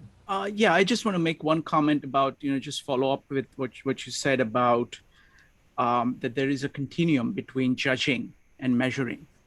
They are kind of aspects of the same thing. This is exactly the point that Jacob Branowski was making in his Ascent of Man. And what he's saying is that science is about measurement, but values are part of the human experience. And you need to measure, you need to bring the same kind of approach to judging values of what you're doing with science. So it's like science and values go together. It requires to be good at both of them, requires the similar kind of attitude towards measuring things, evaluating things, and deciding things, taking feedback from reality and correcting as you go on. So CJ, closing statements. Well, I'm gonna tail on this a little bit more, and then I'll go into closing. Sure, take your time. There's a little bit. It's a slightly scholarly book.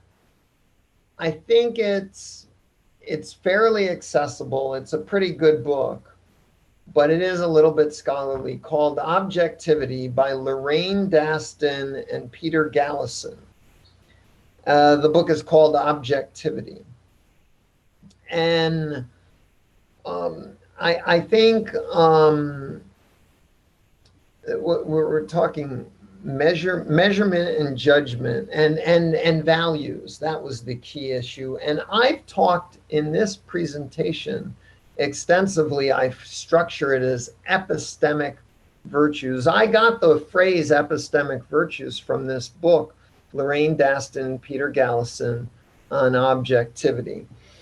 And what they helped me realize is that all science is really judgments about what kind of knowledge is important.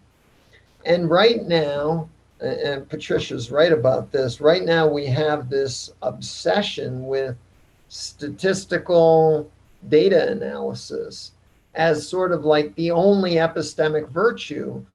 What people judge in theologically, spiritually. We're reading Dante, as desire. What are your desires? These are out of the equation. We don't know how to statistically compute them. And they're so important, as Dante shows in the Comedìa. So I think, and comprehensivism, I think, invites us to think about that now. Closing comments on our topic. I kind of already said this, but I'll repeat. I wanted to establish some historical thinking about comprehensivity and inviting that maybe it's age old, maybe it's not Bucky's thing, maybe it's not, and what is the history of polymathy? I wanted to start a discussion. I don't have conclusions. I don't think anyone knows the conclusion for tonight's subject. But by speculating and beginning the discussion, maybe over time we can enrich our thinking about this. I wanted to briefly mention next month I'm planning the topic shifting perspectives and how to represent the truth. It is based on an exquisite 52-minute video by Trisha Wong. And I have not posted it. I've been busy the last week. I'll probably be busy for another week.